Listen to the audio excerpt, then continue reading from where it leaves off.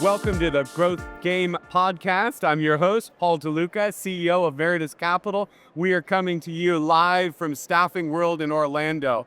And here we are. We're halfway through our day. I'm just a little bit exhausted, but I'm still pumped. We're having a great time. So we've got a great guest, Darren Bolingbroke of X3. Thanks so much for coming on. That's Larry. You bet, Paul. Yeah. You can call me Larry. Oh, yeah. Oh, anything. We just meeting each other, so this is good. I love bringing people that I've never met before on the show because it's like this new interaction, a real world, like getting to know each other. So, right. If you haven't listened to the show yet, we have people from all wide range. We got vendors, we have clients, we have prospects, so this is super fun. Thanks for jumping in. Yeah, you bet. Oh, man. You bet. Glad to be here. How the heck did you get into staffing? Oh, my gosh. How did you do this? Yeah, we all have a story of how we got into staffing. Right? Okay, so my first job was at 14, sporting goods company. Nice. Worked my way up. Yeah. And the company was going out of business. Okay. I was in charge of the quitting business cell. Yeah, okay. We rented this empty warehouse. It had been empty for years to do the quitting business cell. Okay, where is this at? So in Salt Lake City, Utah. Okay. And so we're setting up, and there's cars in the parking lot, and a sales rep from a staffing company walked in, and she's like, "What's going on? This is an empty building. What are you doing?" Yeah. And I explained to her what we were doing, and she's like, "Well, do you need help?" And I knew we weren't going to pay her, so I'm like, "No, we don't need help."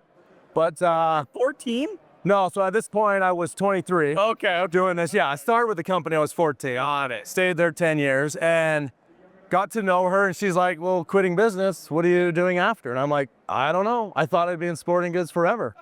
And she's like, "Well, give me your resume." I'm like, "I don't even have one. It's my first job." Right. And I got hired on with her company. That's awesome. Yeah, it was great. I love that story. Yeah. It's so crazy. I have been doing this now for a few years. I think I've interviewed, we've got to be north of 30 people. I have yet to have anybody answer that question and say, "You know what? I went to school and I came out of school, I went into the staffing." No, we all fall into it. Literally fall into it, and it like gets in our blood and can't leave. Yeah. That's really cool. So that's what happened. It got in my blood. Okay. Yeah. Yep. So what kind of staffing did you go into right away? Was it? So I got into, it was LI company. Okay, lined up. And then I did kind of their equipment operators, anybody that touched the steering wheel, kind of more of their high risk work. Sure. There in Salt Lake? Yep, they're in Salt Lake. And I loved staffing. Yeah. But I did not love the type of staffing I did. Got it. Yeah, the industrial is hard. Yeah. I mean, no shows galore, crappy jobs. So I left with the intent of getting into healthcare staffing. Okay. Because we had two big healthcare staffing companies based out of Utah. Got it. And I interviewed with both of them, got job offers from both. Okay. But it was inside sales. Oh, okay. And I was an outside salesperson. And I'm like, that would have killed you. Right. And actually a headhunter called me and said, "Hey, I've got a construction staffing company expanding into Utah, looking for a branch manager." And I'm like, "Inside sales or outside?" And he goes, "Outside." Beautiful. And so I got into construction staffing in January of 2003. January 2003. And you didn't even have background in construction. No. You background in staff. Putting in sales and putting people together. Right. Very, very cool. And so how long have you been doing construction staffing? So that was January 2003. Okay. And I've been in that ever since. That's amazing. Yeah. And now you have your own company. Yeah. How long have you had your own company? So we opened X3 in July of 2015. Oh, wow. Okay. So we said 10 years. Through the pandemic? We did. Pandemic was good for construction. Right, yeah. We were essential in all of our states. We were in 3 states at the time. Okay. And luckily we were essential. So nice. COVID actually was good years for us. Yeah, grew, huh? Yeah. So you've been in it for 10 years. And what made you pick the construction environment as opposed to any other areas? Yeah. So when I hired in 2003 with that company, the company I worked for before, we staffed everything. Yeah. I mean, we could do it all. Yeah. Everything. And so I really loved that company was niched in construction. Got it. But we did everything in construction. Right. So when we opened, I actually had a company I left. That was a big, massive company that I started with. Yeah. Left and went to a smaller company. They went public, got bought by a gorilla. Got it. Everything changed. So everything that was right changed. So went to another company that was smaller. for a few years, but I knew there was a better way to do something. Okay, interesting. And so we picked the 3 best trades in construction. Okay, what was the... So we do electrical, Yep. plumbing, and HVAC. Okay, got it. Real specialty. Very specialized. In fact, to make sure we stay to our core, we put that in our name. The 3 in our name is for our 3 trades. Got it. That keeps us focused. I love that. What's important. So, and it's funny when I meet people and they're like, wow, you only do 3 trades. And I'm like, Yeah. how do you do more? Because Right. it's really, in my opinion, a recipe for success. Interesting. That's So- especially not just construction staffing, but only 3 trades, because you just become domain experts in those 3 businesses. Well, Very cool. what we saw was if, you know, the industry has a revolving door, right? Yeah. People are coming in the front door as quick as they're going out the back. Of course. And so, and it's usually because you don't have work for them, Right. because you're trying to do. You're really only, you build and it gets done. Right. Yeah. Yeah, and so if you don't have work lined up when that electrician ends, Yeah. you lose that electrician. Right. And so by focusing on a smaller core of, Right. trades, it's really been, a secret to our That's your success. secret sauce. Yeah. I love that. But- And you do things differently. That's, Yeah. as I've heard, is that you really look at it in a different way. Yeah. Talk to me a little bit about your model. How do you differentiate what you're doing with another typical skilled trade business? Yeah. It's truly why we left and started X3 is because we knew there was a different way to do this industry. Okay. So we did 2 things different. The first thing we did was we took it and made a career model, not a temp model. Oh, interesting. Almost everybody out there is built on a temporary model. Come work here temporarily Sure. till you find full-time employment, Got it. right? Well, that's that revolving door. Yeah. Right. And we looked at it and said, well, why can't somebody hire and retire here? Interesting. Because So you're really looking at this as you're recruiting these people. These are career employees that you're keeping. yeah, so we looked at it and said, what would it take to hire somebody and they retire here? Well, that means you've got to have good health benefits. Yep. You got to have a good 401k package.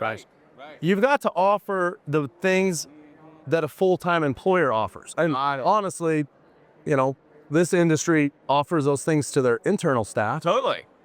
but they don't typically do it to their associates. Very true. But so we took that model and said, let's flip it to a career model. So the health benefits I'm on as the owner are the same health benefits that our talent gets. Amazing. Yeah. Wow. But you've got to do that if you want to attract and retain somebody as a career. That's amazing. And so, But doesn't that get more costly? Like, how do you, what if you don't have a new position for them right away? Do you take that risk? so we still don't pay people Yeah. if they're in between a job. Got it. We haven't taken that step yet. Got it. Yet. I say yet because we're looking at it. Sure. But by focusing on just 3 trades, Yeah.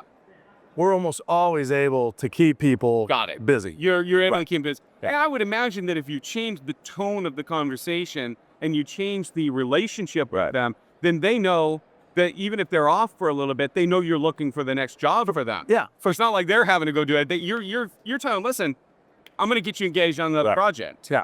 So we're changing the tone with them, but we're also changing it with our clients. Right. We're training our clients. You can't call us Friday at 3:00 and tell us you're done with somebody. We need notice so that we can make sure this person, and same thing, we've trained our clients, good people aren't sitting at home waiting for a job. That's right. Good people are working. Yeah. And But so- in that industry with a huge gap in finding people that are skilled, right? Yeah. So we advise our clients and work a lot closer with them on their schedules. I like that. So that we know when they're ramping up and ramping down weeks before, Yeah. so that we can have people ready for them. So that was the first thing we did differently was we flipped the model from a temp model to a career model. Career model. I mean, we've had people that have been with us since day one. Really? 10 years. 10 years. 10 years. Wow. Yeah. That's incredible. Yeah. Very, very Yeah. cool. So that was the first thing. The second thing we did, Paul, is we looked at the industry and we said, what is the industry good at and what are they not good at? Okay. The industry's good at supplying extra people when you need them. Right. But what if your client doesn't need people? Yeah. What does the industry do for her? Right. Exactly. Like, There's just Not a lot. What if your clients have too many people? Right. What are we doing for them? So because the industry has always been challenged in that it's kind of one-dimensional. Okay. We're great for companies that are short-staffed. Yes. But we're not great for them when they're evenly staffed. Right. Or overstaffed. Give them the entire ecosystem of everything they need in their Exactly. So we built a full, we call it a 360 model. Okay. We can help you when you need staff, but we can also help you when you have extra staff. That's interesting. So we built a suite of services that help in all of those areas. There you go. You know, so obviously the typical, you need people, we can help, obviously. That's the staffing piece. Selling them. But in our world, construction contractors see short-term gaps. Right. So they might have a project that was supposed to start, you know, October 15th. Happens all the time. And it just got bumped to November 15th. Right. Well, they've always just taken those staff and spread them out on other jobs where they really don't need them, or they put them in the shop to clean or whatever. They just float them, we call it. Well, we created a service where we can basically have our clients lend us their staff. Oh, come on. Lend us their staff. They stay on their payroll because they don't want to come off their... They stay on their payroll and then you're turning around repurposing them. Exactly. Win-win. Yeah. Ooh, that's really neat. Think of the cost, you know, and they charge us, you know, their pay plus a burden. They're kind of more of a hard cost. Yeah. And then we turn around, mark it up a little bit. And everybody. So we're saving. I love that. We're saving them those payroll dollars. And that, I mean, you take a company, I mean, we've helped 5-10 people at a time. Wow. For weeks or months. So we're saving them. That's a brilliant model. Thousands and thousands of dollars. Heard that. Yeah. That's brilliant. Yeah. I love that. So let me put a cherry on top. Yeah. So we do one other thing. For every hour their Lent people work for us, we give them a $1 per hour credit for future business. That's brilliant. Because then you keep them by again. Because then when it changes and they need people, not only did we help them save thousands and thousands of dollars, but we also, now they have a credit that they can why would they help think us. about going anywhere else? That they can, Oh, you know, man, I love that. I love that. I mean, you still run the business from Salt Lake? based out of Salt Lake, headquartered there. Okay, and you are a little more flexible? Yeah. I like that. We're in a couple other states, and the other thing we kind of changed, we have just one, all of our recruiters. Yeah. They're actually called talent advisors. Okay. We'll talk about that flip that we made. Beautiful. But we do all of our recruiting out of one central location. We don't have brick and mortar in Salt Lake. We don't have brick and mortar in all of our other states. And then how many other states are you in? So we have other staff in Colorado and Arizona. Okay. So 3, but we do work in quite a few states. We just don't have local internal staff in those states. And so with those 3 states, would it be regular or would it be normal that one of your staff members would actually service all of those states, or do they usually stay fairly local, fairly geographically centered? So our recruiting team, we have people that are assigned to a state. Yeah. And then we have a division that supports all the states when needed, or other states that we're working in. Got it.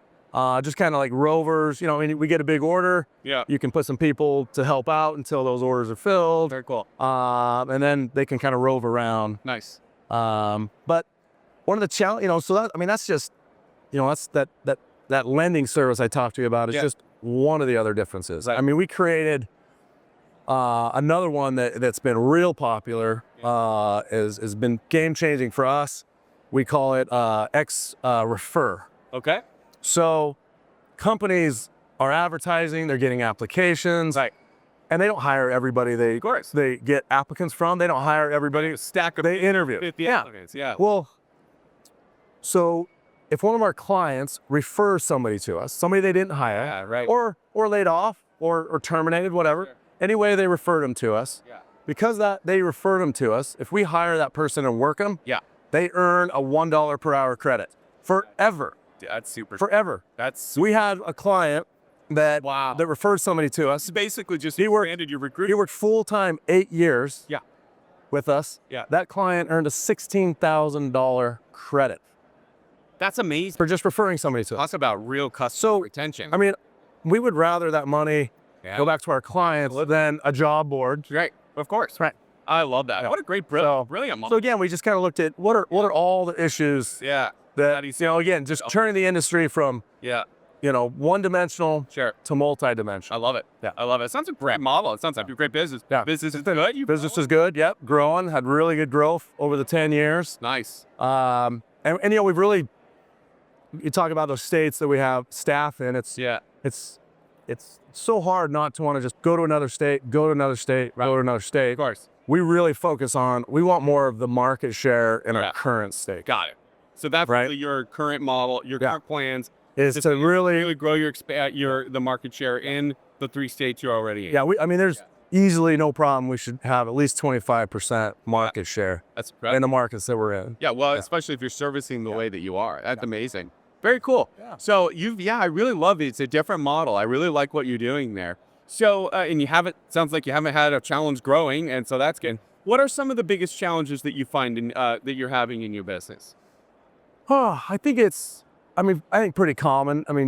Obviously, and this is something we learned through the years. Yeah. When we first opened up, well, I'll go back to your answer. It's people, right? Yeah. Truly, you're only as good as your people. And when we first opened the company, not as much money. Of course. We were trying to find that diamond in the rough. Right. We'll train them our way. Sure. We had a few successes. Yeah. But what we really, as we grew and we were able to, we now go out and we're looking for the best person in the industry. You're really looking for So now it's like, good fall. who is the best salesperson in LI? Yeah. Who's tired of LI? Right. And the race to the bottom in margins. Right. And dealing with, just all the headaches. Yeah. And we're going to them and saying, hey, we have a true differentiator. Right. We can walk in the door to a client and say, I'm going to talk to you about something you've never heard of before. You said, I've never heard of that. No, I haven't. We can confidently go in and that lacks in this industry. Yeah.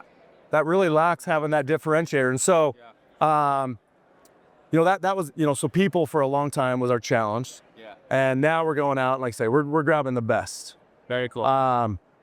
And probably next to that, we're seeing a lot of regulation, yeah. a lot of laws in some of our states that make it challenging. So, Like what kinds of laws that would challenge?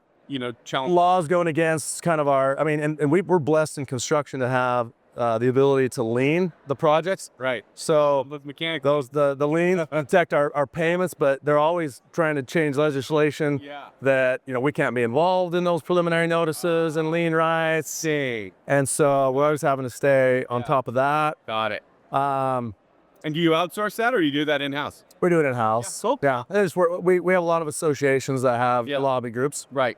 But it still goes back. What shocks me being 10 years in, we just celebrated our anniversary in July, is just how often we have to always be training and Yeah. and we'll look at something we're like, hey, how did you not know that? And we're like, oh wow, it's been a year and a half since we trained on that. Yeah. And so we've really found we have to just even our values Yeah. and our vision and mission statement, now every company meeting, we're talking Really? we're reading it again, just making sure that it's, front and center. Nice. Really try to keep that culture. Yeah, because as you grow, you just kind of go, wow, this does not feel like X3. It feels like some different company. And so I underestimated how much you've got to always just be, Right. retraining on just some of the basic stuff, right?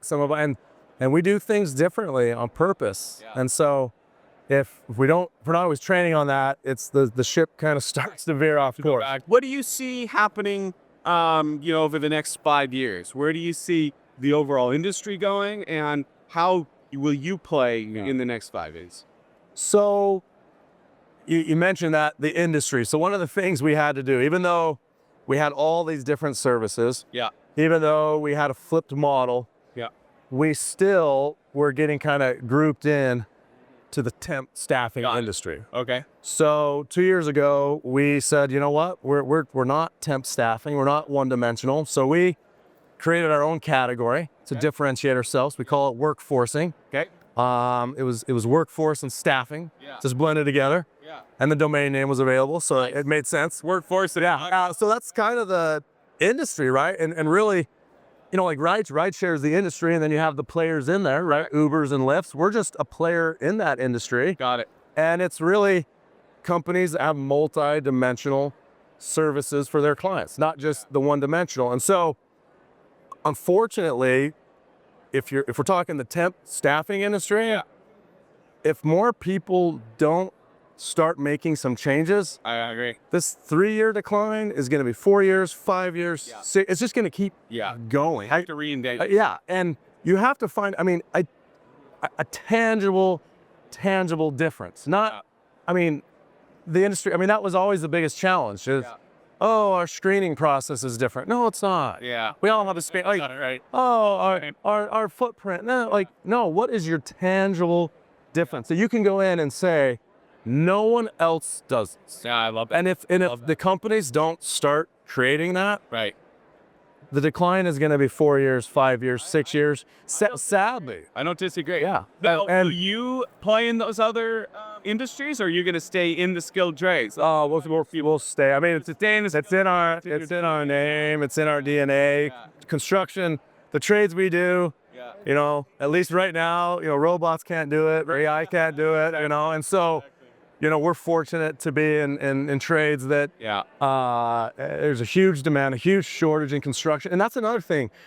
You know, you look at a lot of the big companies, which they're not in the they're not in the construction trades, right?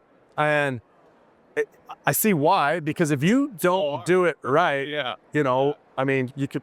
There's a lot of problems that can happen. So that's part of why staying small and just 3 trades. I mean, our teams need to know a lot about those trades, or replacing the wrong people. Yeah, and so sadly, I see the temp staffing industry continuing to decline. Right. Where full circle. Move your business to be more like a full-time employer. I mean, our benefits are better than 85% of our clients. Wow. And on purpose. I mean, we did that on purpose, but that's one of our differentiators. I love it. Right? I love it. I mean, I think that's great advice. Like even, I mean, I'll throw this one out there. I wish more people would do it. Our referral program for our talent is world-class. So bottom line is, you have no problem if somebody steals that idea. No.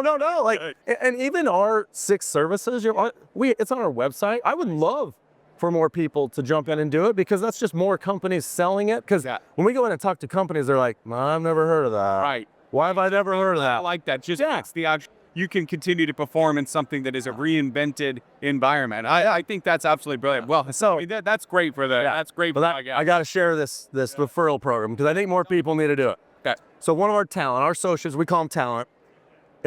If you referred me, you would earn $1 per hour for every hour I work forever. As long as I average at least 36 hours a week and you average 36 hours a week. Oh, that's cool. So you basically get your clients and your employees recruiting. We've turned every one of our talent into recruiters for us. I like that. I mean, my goal is to not spend $1 on a job board. I would rather that money go in my people fund. I mean, we have people making $8, $10, $12 an hour more per hour off of their referrals. So think about that. Not only have I gotten all these people that I might not have gotten, but do you think that talent is ever going to leave me when they're making that much more per hour? No way. Huge retention. Huge retention. Darren, that is really... We've incorporated that because, you know, that workforcing industry, so we changed it all to an advising. You know, our sales reps are workforcing advisors. And so we go in with that approach of advising companies. We've incorporated that referral program in about 6 of our clients. Now, it sounds crazy. You'd be like, whoa, you're helping your clients to better recruit, which means they're going to use you less. Well, they might use my staffing piece less, or they're going to say, wow, these are my true partners. And they give me 100% of their business. And I actually do more. And so the industry needs to become more full-time, and they need to turn into more advisors and consultants. And they'll start to see a difference. I see that. That's brilliant. That is some excellent tidbits. I mean, I talk about pattern matching all the time with our group, pattern matching growth, but that is some really great advice. I really appreciate that, and I appreciate you sharing. That's incredible.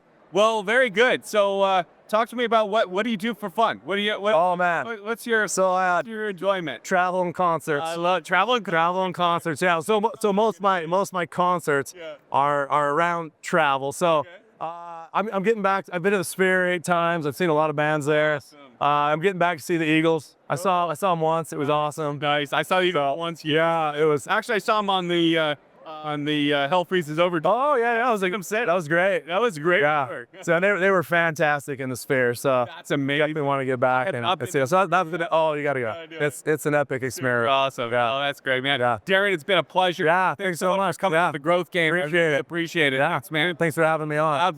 No privilege. It was some really great advice. Appreciate it. Well, that's a wrap on the Growth Game podcast. We had a really good time, and boy, that was some excellent advice that Darren shared. So I really appreciate you sharing that with the audience. Until next time, we've got many more live broadcasts here at Staffing World. So look forward to that, and we will see you next time. Paul DeLuca, CEO of Meritus Capital. I'm out. Till next time.